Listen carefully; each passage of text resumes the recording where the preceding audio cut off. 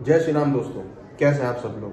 तो यहाँ अगर हम बात करें कि भारतीय शेयर बाजार किस तरीके का मोमेंटम दिखा सकता है अगले हफ्ते, तो यहाँ हम डिस्कस करेंगे कि पिछला हफ्ता कैसा रहा और आने वाले हफ्ते में किस तरीके का मार्केट ट्रेंड देखने को मिल सकता है। तो ये वीडियो आपके लिए है। इस वीडियो में अंत तक बनिए। यहाँ आपको हम ये बताएंगे कि किस तरीके का मार्केट का ट्रेंड हो सकता है, कौन कौन से इंपॉर्टेंट लेवल होंगे और मार्केट में किस तरीके का रुख देखने को मिल सकता है।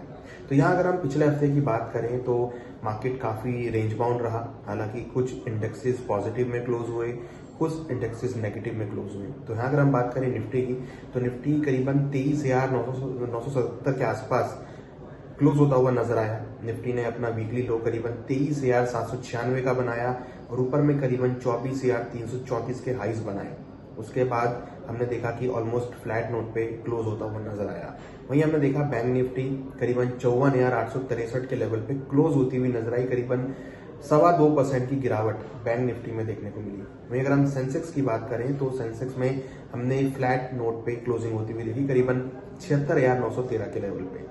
वहीं हमने देखा कि रुपी यहाँ पर अगेन वीक होता हुआ नजर आया और उसने अपना रिकॉर्ड लो लेवल करीबन 95.33 का टेस्ट किया और 94.88 के लेवल पे क्लोज होता हुआ नजर आया। तो कहीं ना कहीं पिछला हफ्ता काफी वॉलेटाइल रहा, क्योंकि पिछले हफ्ते हमने बहुत सारे डेटा देखे, बहुत सारी अनाउंसमेंट्स, बहुत सारे स्टेटमेंट्स यूएस और ईरान की तरफ आती हुई देखी। एक तरफ सीज फायर की बात चल रही थी तो दूसरी तरफ ईरान ने सीज फायर को कैंसिल किया और बोले कि जब तक यूएस हमारी बात नहीं मानेगा तब तक वो वॉर खत्म नहीं करेंगे, और उन्होंने स्टेट ऑफ हॉर्मुज को बंद कर दिया। उसके बाद हमने देखा क्रूड के भाव इंक्रीज हो गए।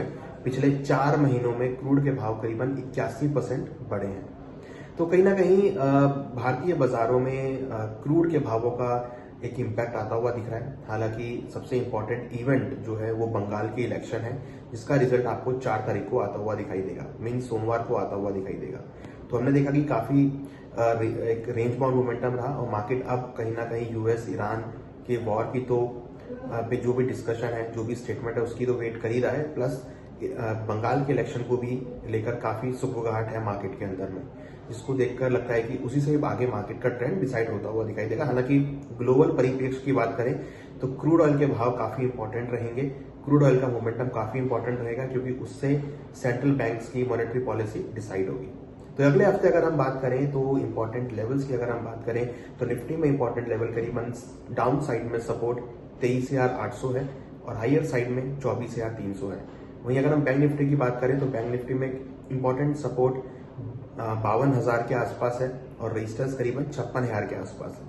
वहीं अगर हम सेंसेक्स की बात करें तो यहाँ पर इंपॉर्टेंट सपोर्ट 75,000 है, हायर साइड में 78,000 है। तो ये रेंज हमें लगता है कि इक्विटी मार्केट में हो सकती है। और इंटरेस्टिंगली अब ट्रम्प साहब थोड़े से एग्रेसिव होते हुए दिखाई दिए हैं। उन्होंने बोला है कि जो उनकी नेवी है वो स्टेट ऑफ हॉर्मुज में ऐसे पायरेट्स की तरह काम करेगी और जो भी डिस्ट्रप्शन होगा उससे सुलटती हुई नजर आएगी। एक ब्लॉकेड क्रिएट करेंगे, एक पायरेट्स की तरह काम करेंगे। तो एक अनिश्चित वाला बात उन्होंने बोली है, जिससे पूरे ही बाजार में आपको अनिश्चितकालीन देखने को मिल सकती है। उसकी वजह से कहीं ना कहीं अगर हम देखेंगे तो पूरे वर्ल्ड के बाजार में एक अनसर्टेनिटी क्रिएट होती हुई दिखाई देगी। हालांकि हमने इक्विटी मार्केट में जंप आते हुए देखा, तो लग रहा है कि मार्केट कहीं ना कहीं लोअर लेवल पे सपोर्ट लेता हुआ नजर आ सकता है, क्योंकि जिस तरीके से ट्रम्प साहब का स्टेटमेंट है उससे लग नहीं रहा है कि वो अभी किसी वॉर के मूड में है। वो कोशिश कर रहे हैं कि किसी भी तरीके से वॉर सुलझता हुआ नजर आए और स्टेट ऑफ हॉर्मुज ओपन होता हुआ नजर आए, और जो ईरान है वो उनके जो भी न्यूक्लियर डील के बारे में बातें हैं उसको मानते हुए नजर आए। तो यहाँ अगर आप देखेंगे तो कहीं ना कहीं एक पॉजिटिविटी आपको मार्केट में देखने को मिल सकती है। हालांकि अनसर्टेनिटी भी रहेगी और एक पॉजिटिविटी भी रहेगी। तो लग रहा है कि आने वाले दिनों में अगर हम आने वाले हफ्ते की बात करें तो मार्केट अगेन एक रेंज में हो सकता है, बट हाँ बाय ऑन डिप्स आपको देखने को मिल सकते हैं, जैसा हमने लास्ट वीक में भी देखा। हालांकि वॉलेटिलिटी था लास्ट वीक, बट वहां पे निचले स्तरों पे खरीदारी भी देखने को मिली है। तो यहाँ पर अगर हम बात करें तो मिड कैप स्मॉल कैप में अच्छी बढ़त आपको देखने को मिल सकती है, वहां पर खरीदारी का ट्रेंड देखा जा सकता है। उसके साथ साथ कुछ सेक्टर है जहां पर हम ऑप्टिमिज्म देख सकते हैं, जिसमें सबसे इंपॉर्टेंट है अगर हम बात करें तो ऑटो सेक्टर, क्योंकि ऑटो सेक्टर के नंबर बहुत अच्छे आए हैं, ऑटो सेक्टर के रिजल्ट अच्छे आए हैं, उससे काफी हद तक सपोर्ट मिल सकता है। दूसरी तरफ अगर हम बात करें तो यहाँ पर मेटल सेक्टर में अच्छी खासी डिमांड देखने को मिल सकती है, जिसका इम्पैक्ट भावों में रहेगा।